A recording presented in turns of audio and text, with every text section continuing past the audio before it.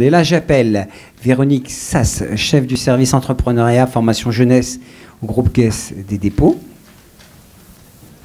On peut l'applaudir aussi, il n'y a pas de raison.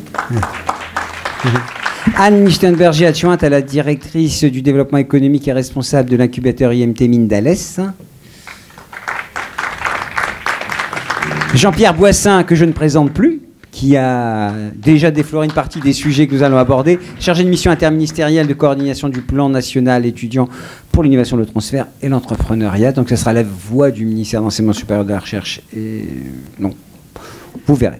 Et Loïc Desseur, co-directeur général de Paris & Co, l'agence de développement économique et d'innovation de Paris. Vous êtes là. 400 startups incubées chaque année. Est-ce que je me trompe? C'est le bon chiffre? 440. Eh bien, vos chiffres ne sont pas bons sur le site, puisque j'ai recopié sur Ça bouge tous les jours. Ah, oui, mais 40 en une journée, c'est beaucoup, hein, puisque j'ai pris ce chiffre hier. C'est de la dynamique. Ouais, alors, ça finira à combien à la fin de l'année, si c'est 40 par jour, mon Dieu, même si on retire les week-ends. Avant de faire un tunnel, on a une petite heure tous ensemble. Qu'est-ce que vous retenez? Alors, Monsieur Boissin, vous avez déjà évoqué. Un rapide tour de table, si vous êtes d'accord, Madame, en commençant par vous, Madame Sass, les chiffres que vous avez entendus, est-ce qu'ils sont... c'est ce que vous imaginiez? Vous sentez quelle dynamique et quelle est la marche à suivre ou le point de mire que doivent se fixer les institutions et le système plus largement d'enseignement supérieur? En une minute. Et après, on débattra. Pour ce qui concerne les chiffres, on travaille très régulièrement avec Jean-Pierre Boissin comme avec d'autres sur ces sujets-là, et on est tous convaincus qu'effectivement, on est devant un phénomène qui est aujourd'hui confirmé et qui nécessite la mise en œuvre de politiques publiques solides, à la fois régionales et nationales, et bien articulées. Donc, moi, j'ai pas de surprise, je suis très satisfaite de voir que le travail dont nous avons besoin sur les indicateurs est aussi fait par les acteurs de terrain, parce que effectivement on a besoin d'avoir des éléments de preuve et une meilleure connaissance pour pouvoir concevoir en fait des nouveaux modes d'intervention. Et est-ce que vous pensez qu'il y a une sorte de décalage parfois entre ce qu'on ressent? Je voyais il y avait 3,3% des étudiants de grandes écoles qui font leur entreprise, hein, c'est le chiffre qu'on a donné. C'est beaucoup? C'est pas beaucoup? Qu'est-ce que votre vision? En fait, en tant que... Alors, beaucoup ou pas beaucoup, en tant qu'opérateur public, en fait, nos points d'attention, c'est à la fois d'avoir un bon équilibre entre ce qui se passe dans les universités et ce qui se passe dans les grandes écoles, donc ne pas avoir une distorsion trop forte du phénomène, même si on constate bien que forcément l'organisation et l'accompagnement de l'entrepreneuriat est bien plus structuré aujourd'hui dans les écoles que dans le monde de l'université. Le deuxième élément et point d'attention, j'entends qu'il a été évoqué déjà tout à l'heure, c'est aussi la question de l'entrepreneuriat féminin, parce que oui, justement, qui dit entrepreneuriat à grande école, dit école d'ingénieurs, et dit en général une certaine difficulté à pouvoir identifier ou pousser plus de femmes vers l'entrepreneuriat. Donc voilà, c'est pas le chiffre lui-même, c'est plus l'attention aux équilibres entre les grandes données qui nous conduit en fait. Madame Lichtenberger, on va commencer d'ailleurs par mettre plus de filles dans les écoles d'ingénieurs, ça pourrait faire monter ce taux, sans vouloir...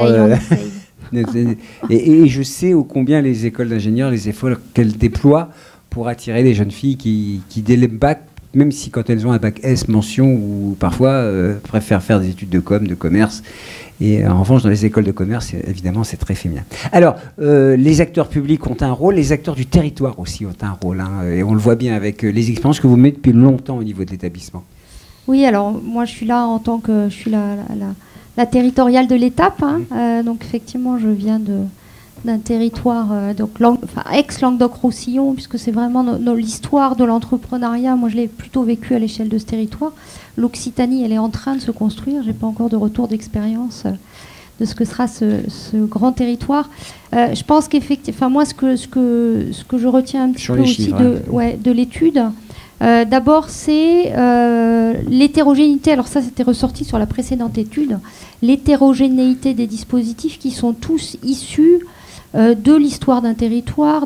Si je prends l'incubateur de l'école des mines, dont je m'occupe, enfin d'IMT Mines d'Alès, il est né en 84, donc c'était un tout des tout premiers incubateurs écoles, de la fermeture des mines et la nécessité de revitaliser un territoire, et un directeur d'école qui s'est dit un des moyens de contribuer, nous, en tant qu'acteurs de l'enseignement, à la revitalisation du territoire, c'est d'ouvrir nos laboratoires à des créateurs d'entreprises pour stimuler, aider la création d'entreprises. Voilà, donc ça c'est notre génétique, c'est notre ADN. Aujourd'hui on est resté sur ce positionnement. On prend Montpellier, les écoles montpelliéraines, elles ont une autre histoire, un autre positionnement et tout. Donc je pense que le mérite à la fois de travail là, c'est qu'il est respectueux de cette hétérogénéité, parce que chacun effectivement, et ça a été... ça a été Prenez le micro à côté, Loïc, merci. Alors, ça a été ça a fait partie aussi du travail qu'on a réalisé avec InnoEco, c'est effectivement d'être vigilant à ce que chacun retrouve aussi ce qui fait du sens pour lui au regard de son positionnement, de sa stratégie. On a des incubateurs qui sont principalement tournés vers les étudiants et les alumni, d'autres comme nous qui sont plutôt ouverts effectivement sur la création d'entreprises. Donc je pense que c'est important, et comme le disait Hubert, les chiffres, faut être vigilant parce qu'on leur fait dire ce qu'on veut et on le sait tous. Mais par contre, ils ont le mérite effectivement d'être au moins des éléments d'objectivation qui permettent d'ouvrir des discussions. Je pense qu'on l'a déjà vu. Et pour rebondir sur la question là, des alumni, vous tracez ceux qui sont sortis. Alors concrètement, vous avez une grande tradition d'entrepreneuriat. Est-ce que vous arrivez justement à mettre en place ces études, ce suivi ? Alors, nous, on est un incubateur qui n'est pas dédié aux alumni. Les alumni sont évidemment les bienvenus. On en a certains qui... Alors, ils ne sont pas alésiens. Ceux qui sont passés, alors, nos élèves ne sont pas alésiens et ils ne reviennent pas forcément à l'Est pour créer leur entreprise. Donc, en fait, on a peut-être des alumni dans d'autres incubateurs, mais donc pas forcément chez... On en a. Vous savez ou pas ? Alors, si on le fait à travers les enquêtes qui sont faites auprès des alumni, comme toutes les écoles le font, sur le devenir, effectivement, de nos anciens. Sur l'incubateur ? Et sur l'incubateur, alors sur les anciens de l'incubateur, on le fait. Alors, pragmatique, société.com, donc on calcule aussi déjà l'indicateur de base qui est le taux de survie de nos entreprises. Et on va tout simplement voir sur société.com, déjà à minima, le taux de survie. Chiffre d'affaires effectif, c'est déjà moins renseigné, mais au moins la survie de l'entreprise, ça on l'a dans 100% des cas. Donc ça se fait à moindre effort, on va dire. Ok. Avant de passer à la parole à notre ami M. Dosseur, Monsieur Boissin, alors les chiffres, j'ai même question pour vous. Et au fond, ça fait longtemps que vous êtes sur ce sujet-là. J'ai envie de dire, vous êtes non pas un régional de l'étape, mais un... Je suis d'Ardèche au départ. Fidèle de l'étape. En tout cas, vous êtes un marathonien, en tout cas, puisque ça fait longtemps que vous avez pris à bras-le-corps ce sujet. Les chiffres, qu'est-ce qu'ils vous disent ? Les chiffres, ils parlent par eux-mêmes. Moi, je fais ça depuis 20 ans. À Grenoble notamment, et quand on avait un étudiant qui créait une entreprise à Grenoble, on en parlait beaucoup à Grenoble au début des années 2000. Aujourd'hui, il y a plus de 100 étudiants entrepreneurs qui ont envie, qui sont dans des projets entrepreneuriaux. Donc le monde a changé, on a lancé ce statut avec très peu de moyens. On va commencer à se chauffer un peu, autrement on va s'ennuyer. Je pense que c'est le dispositif qui a été créé dans l'accompagnement entrepreneurial qui a coûté le moins cher à l'État français. Le dispositif Pépite. Quand on parle d'impact, on peut après voir combien ça coûte sur ce qu'on a fait. La première année, en 2014-2015, il y a eu 600 et quelques étudiants entrepreneurs. L'année dernière, il y en a eu 3700. Et là, à ce jour, il y a plus de 7000 candidats au statut. Vous imaginez plus, si j'ai bien lu. Pas du tout. Parce que moi, j'ai jamais eu d'indicateur, on m'a jamais donné d'objectif en termes de nombre d'étudiants entrepreneurs. Et surtout, je voudrais quand même le dire, c'est que l'indicateur ne peut pas être la création d'entreprise. La mission, moi, qui m'a été donnée en 2010 avec Valérie Pécresse ou en 2014 avec Geneviève Fioraso, ça a été de développer la culture entrepreneuriale des étudiants français. D'accord. Ça n'a pas été... On crée un nouveau dispositif pour la création d'entreprise. Alors tout à l'heure, vous parliez de la loi Allègre. La loi Allègre, si vous tapez, c'est pour la dame qui a posé la question tout à l'heure. Le Central Sup. Il y a une loi Pacte. Si vous tapez la loi Pacte en ce moment, il y a des slides du ministère de l'économie et des finances. Ils annoncent qu'il y a eu, je crois, 270 enseignants-chercheurs qui ont pris l'article 1 pour être créateurs d'entreprise en 20 ans. Donc pour moi, la messe est dite. C'est pas beaucoup. Si je peux permettre, bah non, c'est pas beaucoup. 270, étudiants entrepreneurs, il y en a 3700. Donc si je dois mettre des moyens à un endroit, je sais où je les mets entre les chercheurs. Moi, je suis chercheur. Les chercheurs sont déjà très autonomes, sont très indépendants par leur métier, notamment quand ils sont dans le public. Donc je ne pense pas que ce soit le bon profil pour créer des entreprises, les enseignants-chercheurs. C'est pas ce que disent aux États-Unis ou dans d'autres pays. Hein. Peut-être aux États-Unis, mais en France, on Monsieur Boissin, on est des enseignants-chercheurs dans le public, on est totalement indépendants. C'était, je crois qu'il s'appelait Godet qui avait dit on est des loups, on n'a pas de collier, donc on ne va pas s'embêter à créer des entreprises avec des actionnaires derrière, etc. Bon, ça, Michel Godet est très entrepreneur, hein, pour des références. Mais c'est lui qui a dit ça, des anciens chercheurs, que c'était des loups qui préféraient être loups que des chiens, en prenant la fable de La Fontaine, etc. Bien sûr. Donc je pense qu'on peut mettre beaucoup de moyens sur la recherche et les chercheurs pour créer des entreprises, il ne se passera pas grand-chose. Je voulais quand même ajouter un élément qui a eu un phénomène important, c'est que ce dispositif Pépite, il a été quand même transversal, il s'adresse à tous les bacheliers français. Je ne pense pas qu'il y ait eu beaucoup de dispositifs en France de l'enseignement supérieur qui regroupent les universités, les grandes écoles, et j'ai envie de dire ce que j'appelle les non-alignés, je ne sais jamais comment les appeler, c'est-à-dire tous ces établissements qui existent en France, qui ne sont ni dans les universités, ni dans les grandes écoles, mais en Ile-de-France, c'est juste énorme, j'ai découvert ça. Donc ça, c'est quand même un point important, et ça me permet, avant qu'elle parte, de remercier la présidente de la conférence des grandes écoles, puisque je me souviens de lui avoir envoyé un mail en 2015, au moins ça me donne l'occasion de la remercier aujourd'hui, pour l'appeler au secours, parce que j'avais des problèmes sur la gouvernance des pépites. Est-ce que c'était dans les communes? Est-ce que les grandes écoles étaient bien intégrées dans les pépites? Est-ce que les écoles de commerce, notamment, étaient dans ces pépites? Et je pense que la CGE, depuis 2014, et notamment depuis 2015, je dirais même, parce qu'il a fallu 1 an pour le titre d'ingénieur pour intégrer le statut étudiant-entrepreneur, et je suis très impressionné, notamment par les écoles d'ingénieurs. J'étais à Saclay il y a 1 mois où on m'a invité pour me présenter ce qui se faisait dans les écoles d'ingénieurs de Saclay. Je suis juste impressionné sur l'accélération en 4 ans de ce qui se fait dans ce domaine-là en matière de formation pendant les études et l'ouverture qu'il y a aujourd'hui dans les écoles d'ingénieurs à pouvoir concevoir l'idée de créer son entreprise pendant ses études, alors que dans des pays comme les États-Unis, c'est soit on crée son entreprise, soit on fait des études. Tous les exemples des belles histoires de Bill Gates et autres, ça a été de dire on arrête ses études, et ça reste un slogan aux États-Unis, c'est qu'on doit arrêter ses études quand on veut créer sa boîte. En France, le statut étudiant-entrepreneur, ça permet de concilier les deux, et c'était ça le seul objectif, c'est-à-dire de ne pas être pénalisé quand on crée une entreprise. Ce n'était pas l'indicateur, le nombre de créations d'entreprises, ce serait presque plus la réussite d'études, malgré le fait de créer une boîte. Parfait. Donc, Loïc de Star, vous regardez ça, vous dites, mais qu'est-ce qu'il raconte? Vous voyez, moi je reçois des startups, des gens qui sont dans l'action, qui ne discutent pas sur le statut, sur la nature, le périmètre. Vous êtes dans l'action. Alors, quel est votre constat? Est-ce que vous avez constaté qu'il y a une appétence plus forte des étudiants, puisque c'est ça le thème de notre table ronde, je resitue, c'est l'entrepreneuriat étudiant et la création d'entreprise. Est-ce que vous avez senti ça parmi les 440 startups chaque année, les concours que vous organisez, tout cet écosystème que vous avez bâti? En fait, je vais partir d'une anecdote. En 2012, donc c'est pas vieux, ça a 6 ans, je faisais une intervention sur l'entrepreneuriat à l'école des mines de Paris.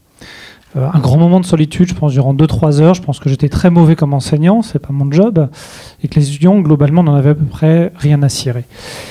Et je finis mon intervention, dépité, je reprends mon petit métro, et dans le métro, j'ai 2 étudiants qui m'attrapent et qui commencent à me poser des questions tout à fait intéressantes sur leur projet d'entreprise. Je leur dis, mais vous êtes sympa, mais moi j'ai un rendez-vous, je fais mon businessman de service, et retournez en cours, je reviendrai une prochaine fois si ça vous intéresse. Et je leur dis, pourquoi vous ne m'avez pas posé les questions devant vos collègues? Ils me disent, on ne peut pas.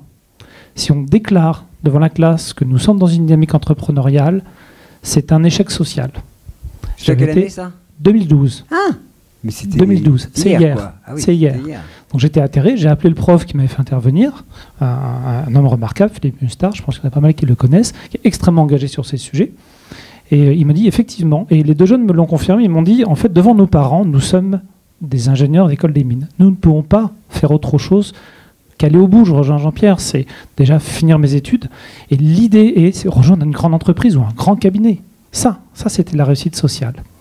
Aujourd'hui en 2018, 6 ans après, moi les chiffres, ce qu'ils me permettent de comprendre, après on peut les triturer dans tous les sens, je pense que vous ferez ça mieux que moi aussi. On en utilise aussi plein, on a bien fait des cases, des silos, des trucs, pareil. C'est que ces milliers de jeunes qui ont pris un statut, ils ont un petit vélo entrepreneurial dans la tête. Quoi qu'ils fassent demain, qu'ils créent une boîte, j'ai presque envie de leur dire, créez pas tout de suite. allez bosser, voyagez, allez dans un grand groupe, dans un cabinet conseil, allez bosser dans un ministère, devenez prof, et puis revenez dans 5 ans, 10 ans, injectez-vous dans une entreprise, là il va se passer un truc. Mais c'est au moins ces milliers de jeunes, ils ont développé, et Hubert le disait aussi, une culture entrepreneuriale, peut-être pour eux, mais en tout cas pour d'autres. Si demain ils sont recruteurs, et qu'ils voient un CV arriver, avec quelqu'un qui a fait 3 ans d'entrepreneuriat, quel que soit le succès ou l'échec. Autre chose que les Américains savent mieux faire que nous, c'est reconnaître l'aspect formateur de l'échec. On va lui trouver plein de jolis mots, l'itération, pour ne pas dire que c'est un échec. Mais si chacun d'entre nous, dans toutes nos situations professionnelles, on considère l'entrepreneuriat comme une voie positive, on va progresser. Ça, c'est notre enjeu, nous, dans Paris Co. Ok, on accompagne plein de startups. Puis un élément juste de remarque sur les chiffres qui a tendance. Alors, Paris Co, aujourd'hui, c'est 14 programmes d'incubation, ce qui nous permet d'avoir ces 400-450 startups, plus d'autres programmes. C'est l'atomisation du système. Là, on est dans un mal aussi très français. C'est-à-dire qu'on est... Et je vais reprendre un deuxième élément de ma réflexion. Quand on voit, nous, un projet, en tant que j'ai fait de l'investissement, un projet arrivé qui est porté par 3 écoles, 3 jeunes qui sont issus de la même école. On va prendre 3 polytechniciens pour se faire des amis. On travaille très bien avec Polytechnique. C'est un facteur négatif. Moi, j'aimerais voir un jeune qui vient de Polytechnique, un jeune qui vient d'HEC, de l'ESCP, et un 3e qui vient d'une école d'art, par exemple. Ça pourrait être sympa. Mixer les profils, favoriser cet échange interincubateur. Il y a eu des programmes très intéressants là-dessus qui obligeaient finalement à monter. Il y avait un concours d'ailleurs qui a été fait il y a quelques années, je ne sais pas s'il existe encore, qui venait reconnaître effectivement la qualité des projets entrepreneuriaux. L'un des critères déterminants, c'était la mixité des équipes. C'est déterminant dans un projet d'entreprise, c'est la mixité des profils. Même chose sur les critères d'âge. Si j'ai 3 jeunes, 3 de 22 ans qui déboulent, c'est un critère négatif. Si j'ai un 22 ans, un 35 ans et un 45 ans, ça c'est génial. Puis il y a un homme, une femme, puis une autre femme, tiens, c'est encore mieux. Bon, c'est compliqué, hein, ça fait beaucoup d'éléments à maîtriser tout ça. Vous ne trouvez pas, c'est les âges. Est-ce qu'il faut faire en entreprise ou avoir simplement l'esprit d'entreprise? Allez Véronique, on va commencer pour vous parce que vous êtes partenaire de tous ces dispositifs et vous êtes partenaire d'un certain nombre de dispositifs et vous avez des ambitions derrière tout cela. Alors, oui, on est partenaire historique sur les questions d'entrepreneuriat, bien sûr. Comme l'a indiqué Ludovic en introduction, c'est aujourd'hui une activité de prêt d'honneur, notamment d'accompagnement de créateurs un peu tout venant, étudiants ou pas, qui va être poursuivie par BPI France. Mais on a aussi beaucoup d'autres moyens d'intervention dans ce domaine-là. Le premier, en fait, aujourd'hui, c'est le domaine de la formation. Là, on en a parlé tout à l'heure, mais j'ai vu passer quelques très beaux projets dans les différents programmes qu'on anime pour le compte de l'État. Des programmes où l'incubation, en fait, est intégrée dans une dynamique d'école, dans une dynamique de formation pour à la fois ceux qui seront des étudiants entrepreneurs, mais aussi pour tous les autres étudiants. Et c'est dans cette logique-là qu'on a donné, je pense, un petit coup de pouce à l'incubateur aussi dans le PIA formation en alternance, à l'incubateur d'Alès, qu'on a intervenu sur un projet qui est intéressant et original, qui demanderait aussi à être expertisé par la suite et suivi, qui est porté par l'Université de Créteil et sa maison de l'entrepreneuriat, et qui utilise l'apprentissage comme les apprentis sont portés par l'université, en fait, pour porter leur projet de création. Donc, ils cherchent des solutions pour que l'étudiant créateur trouve les moyens de vivre et de monter son projet. On peut aussi citer parmi les programmes qui ont été aidés, l'Université de Strasbourg qui mène un projet d'entrepreneuriat transfrontalier avec des summer camps internationaux, transfrontaliers sur le thème de l'entrepreneuriat. Et là, je pense que c'est un modèle qui peut se démultiplier. Déjà, Lille ou justement l'Occitanie qui veut travailler avec la Catalogne sont déjà en train de regarder comment ouvrir à l'international tout en proposant des programmes d'accompagnement à l'entrepreneuriat. Voilà, donc le biais de la formation est un biais par lequel on peut également accompagner assez fortement les projets d'entrepreneuriat. Un axe que vous avez choisi, c'est l'économie solidaire et sociale. C'est quelque chose sur lequel... alors, d'abord, pourquoi et deuxièmement, comment? Alors, pourquoi c'est évident, mais pourquoi? Ça peut être la high-tech ou ça peut être aussi d'autres univers. En fait, on ne l'a pas choisi, c'est un peu lui qui nous a choisi. En tout cas, l'entrepreneuriat dit social, c'est vrai qu'il est né un peu spontanément. C'est qu'aujourd'hui, je pense que Jean-Pierre pourrait en témoigner, dans les projets qui naissent, il y a forcément 10-20% de projets qui portent ce souhait-là de contribuer à l'évolution de la société. Ça fait un peu partie, je sais pas, d'une génération qui cherche du sens. Et ça tombe bien parce que ça rencontre en même temps tout un écosystème du financement de l'entrepreneuriat social qu'on a porté au fil du temps, enfin que la Caisse des dépôts a porté au fil du temps. Et alors que, il y a quelques années, finalement, un entrepreneur social, il avait personne en face de lui, pas de fonds, pas de capital risque, etc. Aujourd'hui, il y a plusieurs fonds, un écosystème, il y a la possibilité de faire des tours de table dans ce domaine-là, ce qui était complètement impensable, je pense, il y a encore 5 ou 10 ans. Voilà. Donc, on est aussi intervenant dans tous ces fonds et assez fiers de pouvoir proposer cet environnement-là au changement d'échelle d'entreprise de l'économie sociale. Annick Steinberger, est-ce que vous avez senti un changement d'échelle en ce qui vous concerne sur ces années et dans quel domaine? Parce qu'on a parlé des écoles d'ingénieurs, puisque Pierre Boissin disait « J'étais surpris en quelques années de cette poussée au niveau des écoles d'ingénieurs ». C'est un changement d'échelle que vous avez constaté? Alors, ce qu'on constate quand même, mais c'est exactement ce qui a été dit précédemment, c'est qu'il y a un changement d'appétence à l'entrepreneuriat, enfin, il y a une évolution de l'appétence à l'entrepreneuriat des jeunes. De même qu'il y a une recherche de sens. Enfin, aujourd'hui, ils veulent entreprendre, mais pour sauver la planète, etc. Ce qui n'était pas le cas à ma génération. On voulait peut-être sauver la planète, mais on avait... Enfin, c'était... Comme ça. Voilà, exactement. Donc je pense que ça c'est une réalité. Moi je le vois et pourtant, enfin, je suis à l'école depuis relativement peu de temps, mais rien qu'en 3 ans, quand on pose la question aux premières années en leur disant qui envisage un jour de créer une entreprise, en 3 ans on a 10 fois plus de bras qui se lèvent, quoi. Avant il y avait timidement 3-4 qui osaient lever la main. Là on a plusieurs, on a au moins une trentaine de bras qui se lèvent dès le début de la première année. Donc ils sortent de prépa et ils ont déjà potentiellement cette idée peut-être un jour de créer leur entreprise, qui n'était pas du tout le cas à une époque. Donc je pense que pour nous le challenge il est plus trop ou moins dans comment susciter des vocations, parce qu'à une époque c'était vraiment ça l'enjeu. Ils rêvaient tous, alors je me rappelle d'une étude, ils rêvaient tous d'être fonctionnaires, ce qui n'est pas un métier, mais il y avait des études qui étaient sorties, j'ai retrouvé là, en 2012, 73% des jeunes de 15 à 30 ans, leur projet professionnel c'était d'être fonctionnaire. Donc j'ai plein profond respect pour la fonction publique, j'y travaille, mais c'est pas un métier, c'est pas un avenir professionnel. Donc il y avait, ça exprime. Aujourd'hui, ils sont effectivement 60% à dire oui, je envisage la création d'entreprise comme un challenge, comme une opportunité professionnelle ou en tout cas comme un projet professionnel. Donc je pense que pour nous le challenge, il est plus tellement de les inciter, de les pousser, de leur donner envie. Il est plus d'accompagner et d'essayer de mettre les conditions favorables. Pas forcément pour qu'ils ne se plantent pas, parce que l'échec est toujours très formateur, mais pour que cet échec soit formateur, et puis pour leur donner les clés pour réussir, y compris leur dire, et moi ça m'arrive, même si je sais que c'est politiquement pas correct, leur dire, commencez par aller bosser, créez pas tout de suite, parce qu'effectivement, je suis pas sûre que la sortie d'école soit le meilleur moment, et je rejoins ce qui a été dit, je pense que l'indicateur création d'entreprise à la sortie de l'école n'est pas un bon indicateur. Il faudrait regarder 5 ans ou 10 ans plus tard. Je parle sur votre contrôle, mais j'ai vu un graphique qui disait que le meilleur âge pour se lancer, c'est 40 ans. 40 ans, c'est ça? 35 et ouais. D'accord, 40 ans. Hein, c'est pas la peine de me reprendre en public, ça fait 40 ans là, mais les moyens. Merci. Voilà, donc je pense, pour répondre à la question sur le passage à l'échelle, je pense que aujourd'hui, il faut que nous, on prenne en compte effectivement cette évolution de cette appétence-là et qu'on accompagne différemment.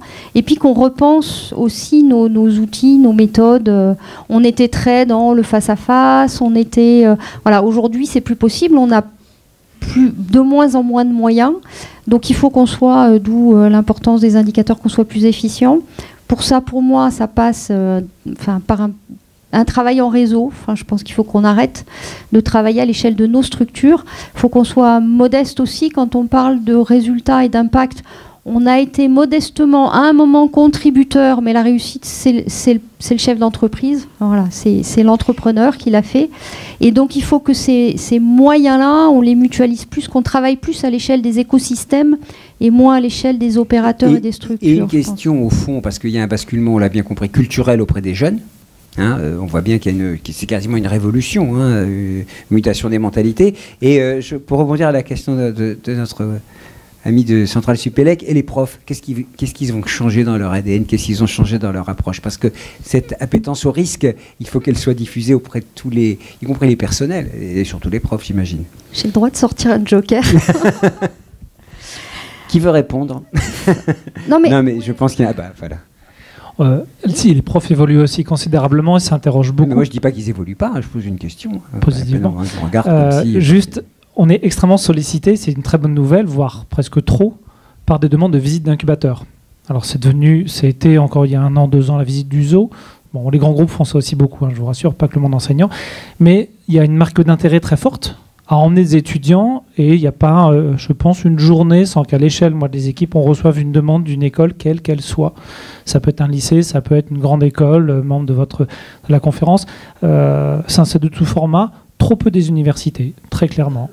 C'est peut-être plus compliqué d'organiser un déplacement etc. Je ne suis pas dans le job, je ne peux pas savoir. Mais la demande est très forte, et pas seulement de venir visiter, mais d'interagir, d'échanger, de raisonner du projet. Voilà, c'est juste une remarque à propos des enseignants-chercheurs. Est-ce que vous avez une perception de ceux qui veulent monter des boîtes en étant juste cofondateurs et pas simplement monter la boîte en tant que telle? Parce que vous aviez des chiffres tout à l'heure en balayant d'un revers de bras facilement le fait qu'il n'y avait pas à investir sur les enseignants-chercheurs puisqu'il n'y en avait que 270 sur 20 ans, ce que je trouve léger comme argument. Mais est-ce que vous avez une notion juste... je comprends qu'il n'y a pas des chiffres, mais est-ce que vous avez une notion, est-ce que vous avez déjà vu des exemples d'enseignants-chercheurs qui restent enseignants-chercheurs, qui restent des loups, comme vous dites, mais qui ont des parts dans les entreprises et qui, de ce fait, après, peuvent interagir avec les étudiants? On les a pas là, mais c'est chaud quand même. Il y a des chiffres exacts là-dessus. Je suis désolé, mais le 270, c'est dans des slides donc sur Internet, sur la loi Pacte, pour faire un nouveau statut pour les étudiants entrepreneurs, pour les chercheurs, pour entreprendre. Et vous avez 3 articles dans la loi Allègre. Il y a l'article 1, l'article 2, l'article 3, et le ministère a les stats Là, je vous ai parlé que de l'article 1, ceux qui prennent le statut de créateur d'entreprise dans l'article 1. Ça ne veut pas dire qu'il n'y a pas plus de projets qui ont été montés où les chercheurs sont Mais je crois que rien n'empêche d'être actionnaire dans une boîte. On a quelqu'un, pardon madame, je vous laisse intervenir. Katia Fajaver de l'université Toulouse-3 Paul Sabatier. Donc il y a quand même un certain nombre d'enseignants-chercheurs qui créent leur entreprise. Et ça, en général, c'est voté en commission recherche. Donc c'est suivant les établissements, c'est accordé ou pas. Et bon, moi, je n'ai pas les chiffres en tête pour l'université. Je remercie la Caisse des dépôts de financer aussi le catalyseur. Mais ceci étant, il y a des spin-offs qu'on appelle, qui sont donc des start-up ou des jeunes entreprises et qui sont issus des laboratoires de recherche. Et là-dessus, alors, bon, juste, j'ai fait un joker, c'est un joke aussi. Vous avez foutu une ambiance, quand même, je ne vais pas dire. Mais...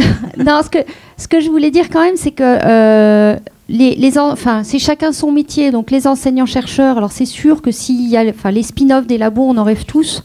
Après, moi, les spin-offs que j'ai vus, souvent, les projets sont portés par des post-docs.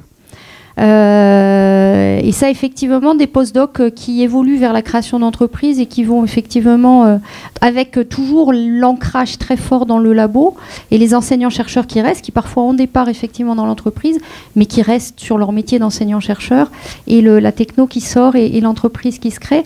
Après, les enseignants-chercheurs, moi, ce que je constate, c'est qu'ils sont de plus en plus ouverts à ces parcours-là pour les élèves. Bien sûr. Et que du coup, c'est une façon un peu différente d'envisager la manière dont j'enseigne la techno, voilà, qui est là pour, enfin, je parle techno parce que je suis école d'ingénieur, mais la techno pour créer de la valeur, etc., qui est une façon un peu différente, mais en restant enseignant-chercheur, spécialiste de la résistance des matériaux, que sais-je, quoi. J'allais vous donner la parole, Monsieur Boissin. J'ai l'impression que je ne sers à rien. Alors, question d'abord, c'est sensibiliser, je crois que c'est ça qui revient et c'est ça qui est essentiel. On ne va pas faire de tous des entrepreneurs, mais leur donner un petit virus de la création, voire de l'entrepreneuriat, comme on dit, ou en tout cas de l'ambition d'aller au-delà. En tout cas, il semble que c'est un sujet qui fasse réfléchir et qui fasse bouger les choses. Et jusqu'où faut-il aller? C'était ma question, en fait. Ouais, je voulais juste faire une précision sur les enseignants-chercheurs. Ah oui, ça va nous tenir, j'ai l'impression. Hein. Ça... Moi, depuis 5 ou 6 ans, 80%, 90% des enseignants-chercheurs que je croise dans les pépites ne sont pas des gens de ma discipline. Donc ça, je le dis parce que je pense que c'est important au niveau de la CGE, au niveau de la FNEJ, des sciences de gestion. Énormément d'enseignants-chercheurs sont rentrés dans le dispositif Pépite pour accompagner leurs propres étudiants, pour être référents de leur établissement. Et je croise là aujourd'hui, ce n'est pas nécessairement des enseignants-chercheurs de la discipline entrepreneuriat. Donc ça, c'est un point quand même énorme, parce qu'on serait en physique nucléaire, ça serait compliqué pour moi, par exemple, d'aller accompagner des gens dans le domaine de la physique nucléaire. L'entrepreneuriat, c'est un peu plus ouvert. Et je pense que c'est très important pour les établissements de bien avoir ça à l'esprit, c'est que beaucoup de référents d'établissements, dans le dispositif Pépite, des tuteurs enseignants, sont absolument pas du domaine de l'entrepreneuriat. Ce qui est très bien. Bien sûr. C'est pour ça que je dis que là-dessus, il y a une grande ouverture. Je vous corrigerai après l'image que j'ai peut-être donnée sur les 270 qui avaient créé une entreprise dans le cadre de la loi Allègre. Bon, on n'en parle plus. Sur la sensibilisation, le point, je pense, important... C'est gigantesque le travail à accomplir quand... C'est un point que vous voulez aborder.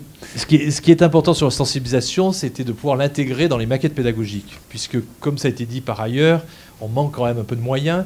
Donc on peut faire beaucoup de choses à côté des formations, en plus des formations, mais si par hasard on arrive à l'intégrer, c'est peut-être pas plus mal. Alors je peux reprendre le cas de l'école des mines d'Alès, où je me souviens avoir rencontré un monsieur alsacien il y a 20 ans que j'étais allé voir qui m'explique comment il fallait faire pour créer une maison d'entrepreneuriat à Grenoble, et qui m'avait expliqué quand même qu'à l'école des mines d'Alès, alors ça avait fait beaucoup de bruit à l'époque, je crois que la moitié du corps professoral était parti, mais qu'il n'y avait aucun cours en entrepreneuriat, mais que par contre tous les cours de l'école d'ingénieur devaient être orientés vers l'entrepreneuriat. C'est-à-dire que les cours de maths, de physique, etc. devaient être orientés, puisque l'objectif qui s'était donné, je crois qu'après ça a évolué, mais c'était d'avoir 25% de créateurs d'entreprises à l'issue du parcours de l'école d'ingénieurs d'Alès, en partant du principe qu'il n'y avait effectivement plus de mines à Alès et que si on n'en faisait pas des créateurs d'entreprises, c'était pas la peine d'avoir une école des mines à Alès. Donc l'élément important, c'est de l'intégrer dans les maquettes pédagogiques. Et là aussi, je suis allé à Saclay il n'y a pas longtemps, donc j'ai rencontré ces écoles qui ont présenté ce qu'elles faisaient. C'était avant tout des programmes en entrepreneuriat, en innovation, intégrés dans les maquettes pédagogiques. Si je parle de l'université, on essaye d'avoir des modules transversaux, mettons en licence, de le développer pour le plus grand nombre. Le risque qu'on a, c'est de faire des choses à côté d'eux. C'est-à-dire, je suis en fac de biologie, et puis j'ai des modules en entrepreneuriat. C'est un progrès, avant il n'y en avait pas. Mais il ne faut pas non plus que ce soit des modules comme ça, satellites, où on va prendre un cours d'entrepreneuriat comme on ferait un cours, un cours d'anglais, etc. Il faut que ce soit au maximum intégré dans la discipline. C'est que si on est par exemple dans une faculté de lettres ou de langue, c'est peut-être pas tout à fait les mêmes appétences que dans une fac de biologie ou de chimie. Donc il y a quand même tout un enjeu à ce que ça soit au maximum intégré. Au départ, pour pousser le truc, on a dit on va le mettre à côté, on va pousser par le Pépite d'avoir des enseignants qui vont intervenir dans les différentes disciplines, etc. Mais plus l'établissement le prend en charge et l'intègre, mieux c'est. Et aujourd'hui, je dirais que l'élément quand même nouveau, c'est que 4 ans après, il y a quelques milliers de gens qui ont été étudiants entrepreneurs. Certains ont créé leur entreprise. C'est quand même de l'ordre de 30% qui s'y matriculent après le statut étudiant entrepreneur. Donc c'est quand même pas rien. que ces gens-là sont les mieux placés après pour faire de la sensibilisation auprès de leurs pairs, c'est-à-dire auprès de leurs collègues étudiants, pour leur montrer quel est leur parcours, y compris sur leur parcours abouti pas, en termes de rebond, etc. Et Loïc Dessert, un point sur... est-ce que tout... Après, imaginons le cas le plus favorable. Il y a un emballement sur la création sur les étudiants créateurs d'entreprises qui sortent des écoles et des universités. Est-ce qu'au fond, on a les moyens de les soutenir, de les accompagner et de les financer le cas échéant, parce que c'est ça aussi l'enjeu, c'est derrière, qu'est-ce qu'on fait pour les accompagner ensuite? Parce qu'il n'y a pas des Paris & Co partout. Non, et puis Paris & Co a besoin de se financer aussi. Paris & Co, c'est 30% allez, je veux dire, de finances publiques, 70% de financement privé. Et dans ces 70% privés, il y a une partie conséquente, ce sont les startups elles-mêmes qui nous rémunèrent. Le service d'incubation est payant. Donc il y a quelques grands groupes qui ont des moyens pour faire une offre gratuite. Bien, très bien. Je ne suis pas sûr que ce soit toujours très pertinent, c'est très inclusif.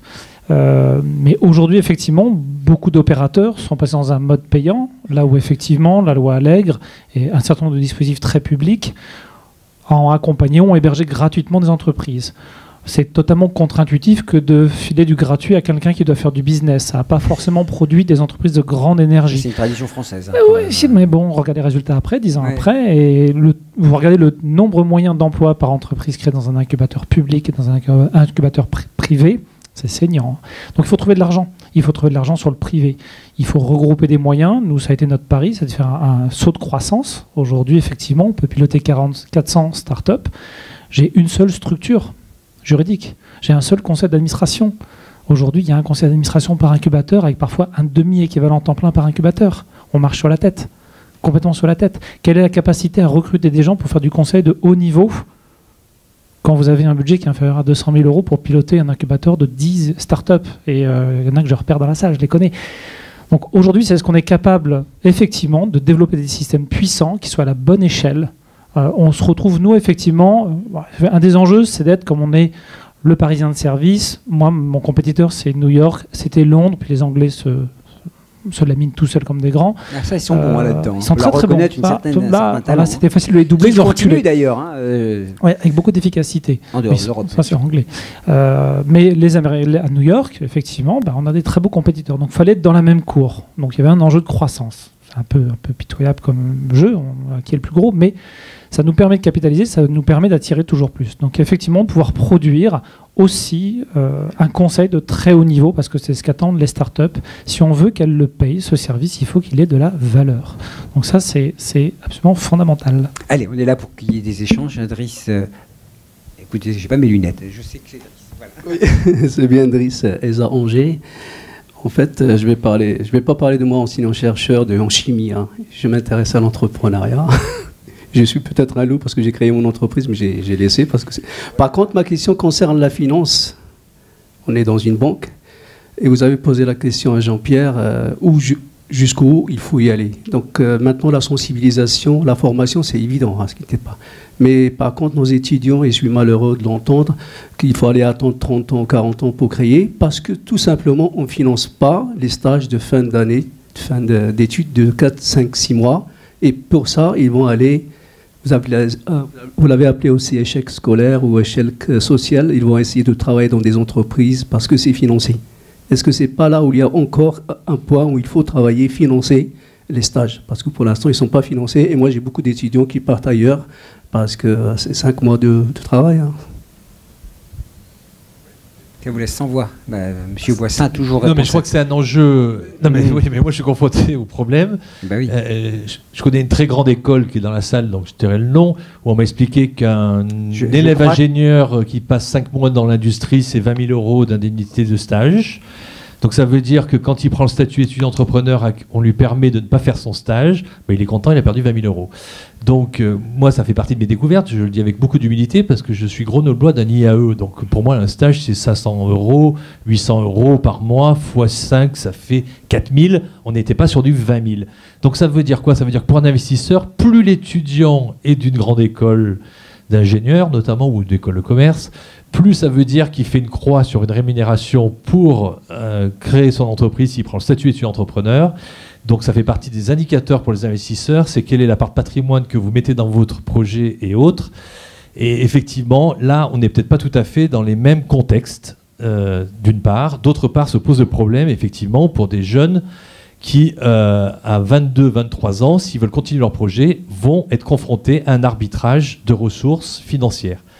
Alors là-dessus, je pourrais prendre la parole pendant très longtemps, puisqu'on a même une recherche actuellement qui consiste à savoir s'ils prennent réellement des risques, les étudiants entrepreneurs. Alors ils prennent des risques si on intègre le 20 000, ça c'est peut-être...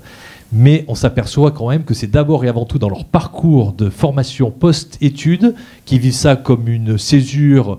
Alors, ils peuvent partir à l'étranger avec un sac à dos, ils peuvent monter une start-up. Donc beaucoup sont capables d'intégrer ce parcours sans prendre trop de risques. Oui, bonjour, Stéphane Gauthier de l'ESCA. Je voulais rebondir sur le propos liminaire de M. Dozer tout à l'heure et pour faire une remarque sur la disposition des tables. Nous avons à gauche la sensibilisation à l'entrepreneuriat, nous avons à droite l'incubation.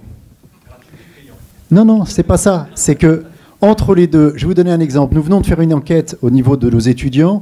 Nous avons de la formation, l'initiation en deuxième année des étudiants sur l'entrepreneuriat. Plus de la moitié dans l'enquête nous ont dit l'entrepreneuriat, oui, mais j'aimerais bien que l'école m'aide à trouver une idée. Et je rebondis sur ce que vous avez dit sur, un, ça serait bien qu'il y ait des choses pluridisciplinaires, et deux, qu'on marie des générations. Donc, c'est pour ça que je dis entre les deux, c'est marrant, excusez-moi, c'était croustillant que vous soyez chacun à une extrémité de la table, mais ça montre bien qu'il y a un sacré cheminement entre une sensibilisation à l'entrepreneuriat et la capacité d'avoir un projet que l'on porte et qu'on développe dans un incubateur. Et ça, j'aimerais qu'on puisse en parler un petit peu. Alors, peut-être, moi, je voudrais... Quand on parle d'entrepreneuriat, un avocat qui crée son cabinet, c'est un entrepreneur. Donc, quand on parle d'entrepreneuriat, décidément, parfois, c'est parce que je parle trop. Non, vous parlez bien, en tout cas. Parfois, je pense qu'il faut savoir de quoi on parle.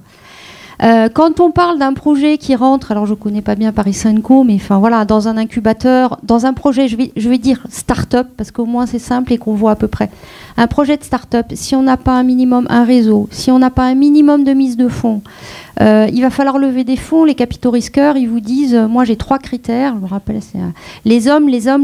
Bon, donc s'il n'y a pas une équipe avec un minimum d'expérience, etc., on n'est pas dans le monde de la start-up, il faut attendre un peu.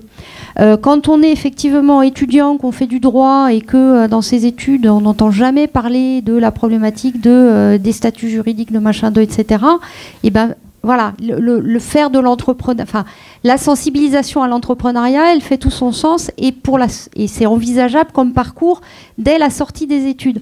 Donc en fait, je pense qu'on est dans, enfin, il y a des réalités qui sont complètement différentes et je pense qu'en fonction de ce que l'on évoque, dans certains cas, effectivement, il y a la problématique, est-ce que je crée à la sortie de l'école, du coup, parce que j'ai envie de dire, si je veux créer une start-up, qu'il va falloir que je lève des fonds, que j'ai 3 ans de R&D à faire, si déjà effectivement j'ai pas les moyens de faire autre chose, enfin j'ai pas les moyens de me financer pendant ma période de stage, il faut que je commence par travailler, que je fasse un petit peu que je consolide un peu mon projet, que je consolide un petit peu effectivement ma mise de fonds et mon apport personnel avant de pouvoir créer. Donc de toute façon, il vaut mieux que j'aille faire un stage. Moi, j'ai un élève, il a été faire son stage chez son concurrent potentiel. Voilà, donc il a fait son projet de fin d'études. Et voilà, il se fait un réseau et du coup, il a changé de projet d'ailleurs, parce qu'il s'est rendu compte que c'était pas accessible. Mais heureusement, je trouve que c'est une super expérience. Voilà, je propose de passer la parole à Franck Bournois.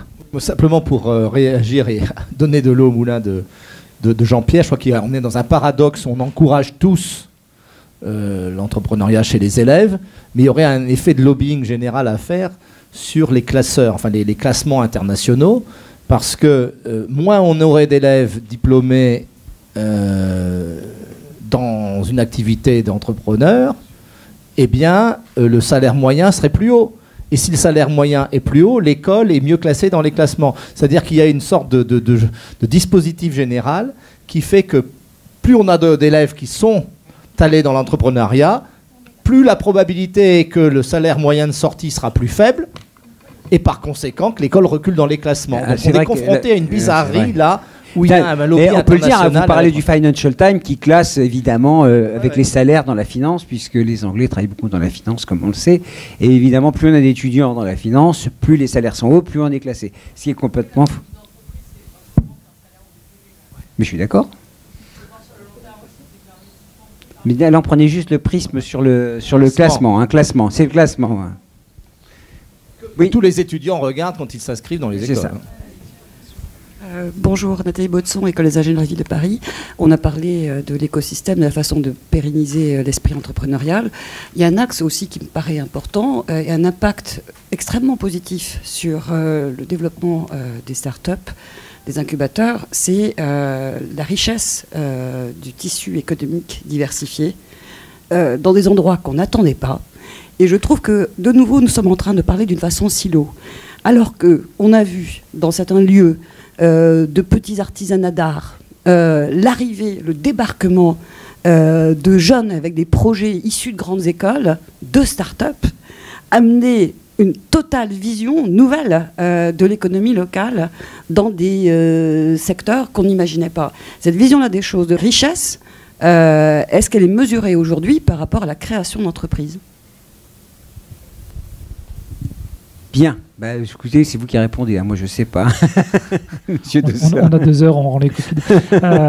Moi, je sais pas répondre à ça. Mais effectivement, la richesse d'écosystème. Je vais revenir un tout petit peu sur ce que présentait Hubert tout à l'heure avec les indicateurs. On y est confronté. Je dis on, Paris Co, mais effectivement énormément d'organismes comme nous, de remonter de la data en permanence. On a structuré un outil avec la PUR, l'atelier parisien d'urbanisme. En fait, nous, ce qu'on a fait, c'est qu'on a externalisé ce traitement de nos données. Parce qu'on a 1100 alumni, et moi, je ne peux pas mettre 3 personnes full-time toute l'année à appeler des alumni. Ça n'a juste aucun intérêt. Donc, on est en train d'externaliser, et on a créé une base, il faudra qu'on s'en parle, parce qu'on a 60 indicateurs, et on est en train d'embarquer la BPI. Donc, c'est le paradoxe, c'est un acteur territorial qui emmène la BPI. Mais voilà, la BPI veut faire d'abord pour tout le monde, donc ça ne marche pas en local. On fait en local et on va remonter. Pourquoi je dis ça? C'est qu'effectivement, l'étape suivante que l'on veut créer, c'est la mesure, et on sait le faire grâce à l'analyse Big Data et beaucoup d'autres outils, d'analyser les connexions entre les systèmes. Et donc mesurer l'efficacité d'un incubateur, non pas au nombre de boîtes qu'il a incubées, je dis ça en étant le plus gros de la bande, mais moi, il faut que je vérifie le niveau de connexion et l'intensité des connexions créées. Est-ce que j'ai des connexions avec vous? Est-ce que j'ai des connexions correctes avec le monde de l'enseignement supérieur et de la recherche? Est-ce que j'ai des connexions ensuite avec les laboratoires? Quelles sont les dynamiques de flux que l'on va avoir dedans, avec le monde de la finance, avec l'international, avec d'autres incubateurs, etc., avec l'ensemble des territoires? Et là, je vais pouvoir, effectivement, et je trouverai sûrement un chercheur, des étudiants, des gens qui vont pouvoir réfléchir à ça, qui vont nous aider à prendre le recul. Nous, on sait collecter, amener une matière. On va pouvoir la mettre sur la table, et c'est un appel que je lance, hein, c'est très sérieux, tout ça, on va l'enclencher, c'est dans notre projet stratégique 2019-2021, ça s'appelle Recherche & Co, voyons, on va très loin, ça s'appelle Paris & Co, tout ce qu'on fait, mais c'est de reconnecter cet univers de business. Nous, on est très tourné business, c'est pas un incubateur créé sur un tissu d'école, on est très tourné client, c'est 120 grands groupes qui nous cofinancent pour générer des tractions commerciales. J'en profite pour reglisser une chose. Installez vos incubateurs, vos étudiants là, qui créent ailleurs que dans vos écoles. C'est ce qu'on dit aussi aux grandes entreprises sur leurs projets intrapreneuriaux. Sortez-les des murs, surtout. Venez les mettre chez moi ou chez mes copains. On est en train de le faire avec Centrale d'ailleurs. Et avec d'autres écoles pour installer des programmes avec Polytechnique aussi, qui va venir s'installer sur notre site à La Défense. Des petites sessions, mais la machine à café d'un incubateur, on sait c'est ce qui marche le mieux. C'est là que se font les connexions. C'est là qu'on va croiser des âges, qu'on va croiser des cultures, etc. Donc là, on va pouvoir remesurer des connexions. Et donc ce programme, il a vocation à ce que mon client, start-up, très business, vous rencontre vos laboratoires pour upgrader sa technologie. En sciences humaines également, pas qu'en technologie hard. Parce qu'aujourd'hui, on a quand même une culture start-up qui est très basée là-dessus et qui nous fait des web apps au kilomètre. Je peux citer un grand établissement qui n'est pas très loin d'ici, qui va en sortir des milliers. Globalement, il n'y a aucun business model. Donc, est-ce qu'on est capable de sortir d'une économie qui s'est tournée massivement depuis 10 ans sur la mobilité connectée, ce qui est une bonne chose, il y a des belles réussites. Mais aujourd'hui, si on veut réussir dans la compète mondiale, il va juste falloir qu'on grimpe d'un cran, très sérieusement. Donc ça, c'est notre défi, nous, à 3 ans, c'est de recréer des ponts avec un maximum d'établissements d'enseignement supérieur en France et à l'étranger, et de recherche, pour, c'est pas beau, technologiser les startups. Et on va avoir besoin de vous. Je réponds pas aux questions, mais je voulais le placer. Mais c'est intéressant, hein, franchement. Une question dans la salle encore? Quelqu'un veut intervenir? Et là, le groupe Caisse des dépôts, qu'est-ce qu'il en pense de tout ça? On voit bien qu'il y a des chantiers colossaux là. Les accompagner, par exemple, sortir les entreprises des écoles, c'est aussi une idée. C'est pas simplement les financer, c'est aussi les amener dans un univers d'échange, de partage. Aujourd'hui, il y a plusieurs sujets sur lesquels on travaille à intégrer des startups à des dynamiques de développement territorial, ce qui rejoint la question de Madame. C'est comment aujourd'hui cet entrepreneuriat il contribue à la revitalisation de territoires en déprise. Il y a bien sûr toute la dynamique Smart City qui se décline aujourd'hui sur des territoires de plus en plus petits. Mais aujourd'hui, on va, à travers aussi l'action Cœur de Ville, essayer d'entraîner un certain nombre d'entreprises et donc de créateurs d'entreprises, porteurs d'idées nouvelles, pour permettre ces revitalisations. Donc ça, c'est le rôle qu'un établissement comme la Banque des Territoires peut jouer. C'est à la fois des viviers de jeunes entreprises d'un côté, et puis de l'autre, des problématiques territoriales avec les... Je regarde l'interlocuteur du conseil régional, parce que évidemment tout ça se fait avec l'appui et en grande coordination avec les conseils régionaux, parce qu'aujourd'hui on parlait d'économie d'échelle, de mieux structurer et de faire travailler ensemble les acteurs. C'est bien les conseils régionaux aujourd'hui qui sont à la manœuvre de cette organisation de l'action. Monsieur Boissin, Monsieur Dosser, Madame Michelin-Berger, comment on s'assure que tout le monde travaille ensemble? Parce qu'au fond, ce qu'on constate, c'est qu'il faut que les incubateurs des mines d'Alès les étudiants accueillent ceux de la fac d'à côté, de l'IUT, du BTS, pourquoi pas du lycée. Et c'est ça qu'il faut créer, cette espèce d'ouverture permanente et d'écosystèmes fluides. Il y a un enjeu énorme à ouvrir des espaces de coworking pour les étudiants entrepreneurs qui soient pluridisciplinaires, transversaux sur les sites. Alors ça existe déjà, ça a été fait par exemple à PSL, vous pouvez y aller dans Paris. Comme par hasard, c'est quand même la commune des grandes écoles, une des communes des grandes écoles. Alors qu'eux, ils n'y croyaient pas au dispositif Pépite, parce du moins c'est ce qu'ils disaient au début. Aujourd'hui, PSL, quand ils balancent des slides sur la création d'entreprises par des chercheurs ou par des étudiants entrepreneurs, les deux courbes aujourd'hui se croisent et communiquent avec le même slide qui regroupe les créations d'entreprises par des étudiants entrepreneurs et par des chercheurs. Donc là, il y a un enjeu énorme. Si on veut faire de la pluridisciplinarité et pouvoir mixer des cultures différentes, des hommes, des femmes, alors notamment c'est vrai dans les écoles d'ingénieurs, on le voit dans le prix Pépite, qui était jusqu'à maintenant où il y a avant tout des hommes, parce que c'est avant tout innovation, techno, cette dimension-là qui est mise en avant, effectivement, on retombe sur plus d'hommes que de femmes. On n'a que 30% d'étudiantes entrepreneurs en France. Il n'y a que 30% de femmes qui créent des entreprises en France, donc on est dans la norme. Mais par exemple, au prix Pépite Île-de-France, ça peut faire plaisir à la région, il y a eu, je crois, 42% d'étudiantes entrepreneurs. Et donc, il y a un enjeu énorme sur ces espaces de coworking. Donc, les grandes écoles, dans les prochaines semaines, à mon avis, vont devoir se positionner, enfin j'espère, très vite sur l'ouverture de ces espaces sur les campus. Et ça, c'est un enjeu, ça existe encore une fois à Lyon, ça a été fait à Grenoble, c'est fait à PSL, c'est fait à Corté, en Corse. Il y en a une dizaine qui ont été ouverts, mais c'est pour tous les étudiants entrepreneurs, qu'ils soient des grandes écoles, qu'ils soient de l'université, qu'ils soient à Bac+1 ou qu'ils soient à Bac+8. Donc ça, c'est un élément majeur, puisque ça, il ne faut pas le répéter aux financeurs, mais un des acteurs majeurs de l'accompagnement des étudiants entrepreneurs, ce sont les étudiants entrepreneurs eux-mêmes. C'est-à-dire qu'ils ouvrent tout de suite des espaces, enfin des sites Facebook, des liens sur Facebook, etc., et se transmettent des informations entre eux. Donc il y a un enjeu de communauté sur ces sites qui est incroyable. Et après, j'ajouterai qu'un petit élément par rapport à l'actualité, c'est qu'il faut quand même se méfier aussi de certains territoires qui pourraient passer à côté d'histoire. Je l'ai dit tout à l'heure de façon un peu provocante, je suis aussi originaire de l'Ardèche. Je suis à Grenoble, Valence fait partie, c'est une antenne de l'université de Grenoble. Je crois qu'il y a 1 ou 2 étudiants entrepreneurs à Valence, alors qu'il y a 6000 étudiants. Je suis désolé, là il y a un problème d'offre et de demande.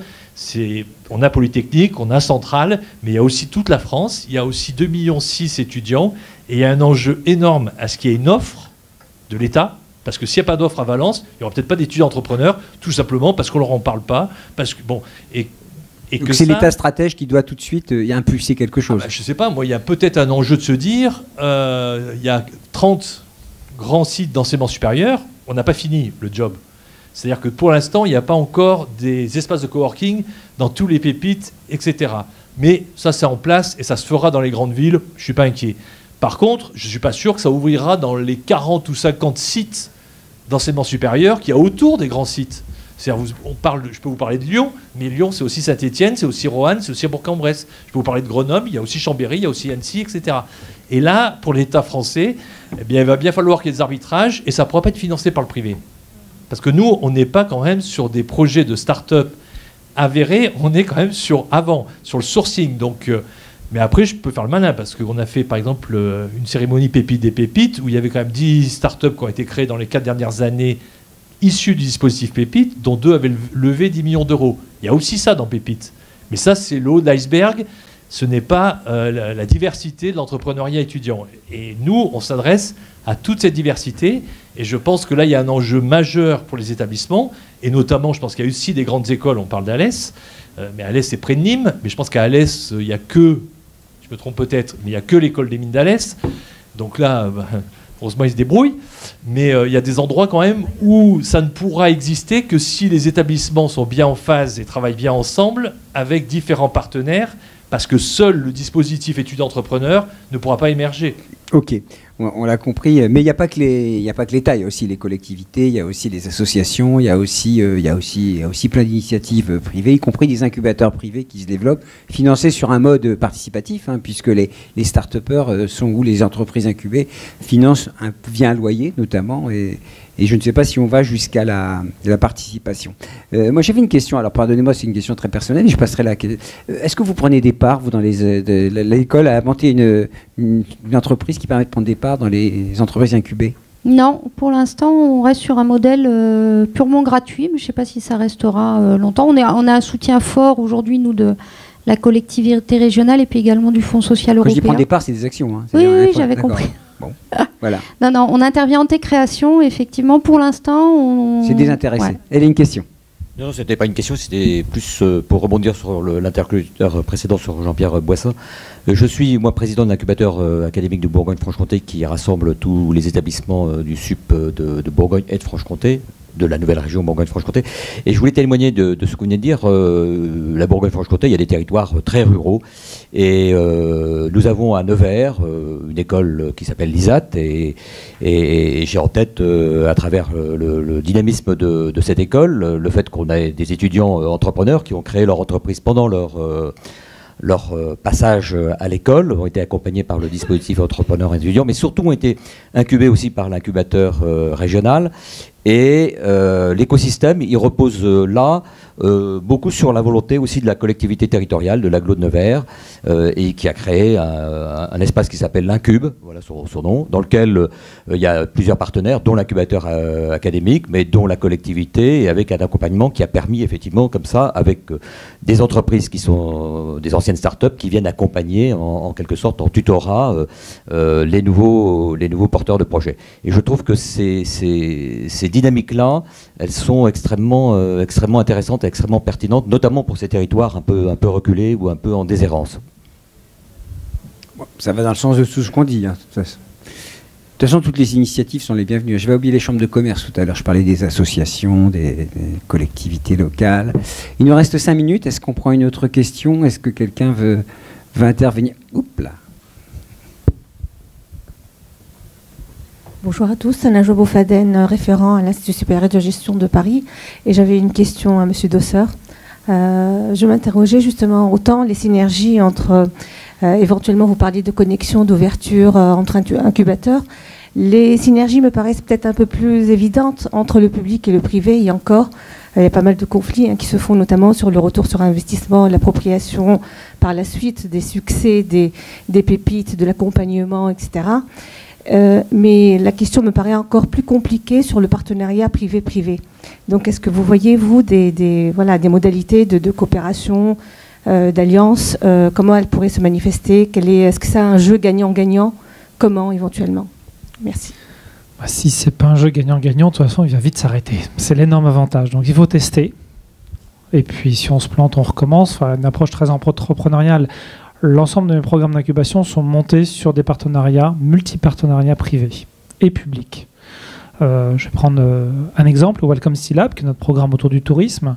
C'est 12 grands groupes, la ville de Paris, l'État, qui cofinancent un dispositif dans lequel il y a aujourd'hui 45-50 startups. Ces grands groupes sont tous privés, concurrents sur un certain nombre de segments, mais en fait, on va être quand même, soyons raisonnables, une startup, c'est pas un enjeu stratégique pour un grand groupe. On n'est plus, c'était bon il y a 5 ans, c'est où est le Google, le Uber de mon secteur. Ça, c'est derrière nous. La grande peur, là, elle est passée. On s'est rendu compte qu'en fait, il n'y a pas un seul grand groupe sur Terre qui a disparu. Il y a plein de légendes urbaines. Là-dessus, Nokia aurait disparu, il paraît. Kodak aurait disparu, il paraît, à cause de start-up. C'est complètement faux. Non, c'est une alliance positive que les grands groupes ont parfaitement cernée parce qu'ils peuvent faire une acquisition de méthodes de plus en plus. On est beaucoup dans les transformations humaines plus que dans l'acquisition de technologies. Donc ça, c'est le premier levier qui va nous permettre de faire travailler ensemble des acteurs qui sont complémentaires sur une chaîne de valeur. C'est pour ça que je reprends l'exemple du tourisme. Un touriste japonais qui va venir à Paris, il va prendre un avion, Air France. Il va atterrir à Aéroport de Paris. Il va prendre le métro de la RATP. Puis, il va aller faire quelques emplettes aux Galeries Lafayette. Et ensuite, il a un congrès d'affaires qui est organisé par Viparis. Et le traiteur, c'est Sodexo. Tous ces acteurs-là sont des partenaires du Welcome City Lab de Paris & Co. Notre enjeu, il n'est pas de faire... On ne va pas trouver la start-up qui va révolutionner le transport aérien ou la gestion d'un aéroport. Par contre, l'entreprise qui est juste entre les deux, vous savez, cette super expérience voyageur que l'on vit tous entre Aéroport de Paris et la RATP. Et il se passe un gouffre là. Entre eux, un exemple très simple, mais je vais faire exploser le timing, mais Agnès Vigneron, l'ancienne patronne des Galeries Lafayette de Paris, une femme géniale, m'appelle un jour et me dit « Loïc, il faut que tu me trouves un moyen pour dématérialiser la détaxe dans mes magasins. Un client chinois, c'est 2 000 € en une demi-heure, il passe 10 minutes au bureau de la détaxe. S'il passe ces 10 minutes dans le magasin, il me fait 3 000 €. » Bon, je lui laisse son raisonnement, mais ok. Dans la journée, on lui trouve 5 boîtes qui font de la démat. Puis on lui pose la question « Mais est-ce que ton appareil à Aéroport de Paris ?» Parce que le chinois, quand il va arriver avec ça, au guichet, on va lui demander du papier. Elle n'y avait pas pensé, et Aéroport de Paris n'y avait pas pensé. Notre job, il est là. C'est d'être dans l'interface, donc d'être l'agitateur finalement d'un irritant chez un groupe et de regarder son amont, son aval. Ce qui m'étonne à chaque fois, c'est qu'ils n'y pensent pas sans nous. Enfin, ils y pensent de temps en temps, heureusement. Ils ne seraient pas si grands. Mais en fait, les partenariats privés-privés sont parfaitement possibles. On est aussi, comme les mines d'Alès et comme beaucoup d'autres, on a fait le choix de ne pas prendre de part au capital des boîtes. Ça modifierait complètement le comportement d'Alliance. On est non-profit et on y tient. C'est une bagarre quotidienne parce qu'effectivement, quand on a une boîte qui lève 70 millions d'euros et qui est passée chez nous, on dit tiens, on a peut-être loupé un petit truc. Et ben non. Moi, je trouve, hein. Mais... Et ben ça, c'est... Et quand j'ai 70 millions, c'est pas la plus grosse. Mais donc non, c'est tout à fait possible pourvu que le deal soit bien exprimé, qu'il y ait un tiers de confiance au milieu de tout ça. Et je pense qu'on est nombreux à être des tiers de confiance dans un paysage et qu'on propose une alliance entre privés autour d'enjeux de business. Moi, les Galeries Lafayette, RATP, tous ont des enjeux d'efficacité vis-à-vis de leurs clients et d'efficacité financière vis-à-vis de leurs parties prenantes. Donc, ça marche. Aujourd'hui, moi, j'ai 120 grands groupes à nos côtés, plus 30 institutions. Ils mettent tous de l'argent et je vous garantis que ça challenge à la fin de l'année très, très, très fortement sur les résultats. Voilà. Tout le monde a dit ce qu'il avait à dire. Je crois qu'on a intervenu. Il y a des jeunes startups parce qu'on a parlé un peu en laboratoire du thème, mais là, on va recueillir l'opinion de jeunes start-upers ou en tout cas qui sont engagés. Merci à vous. Vous avez été formidables.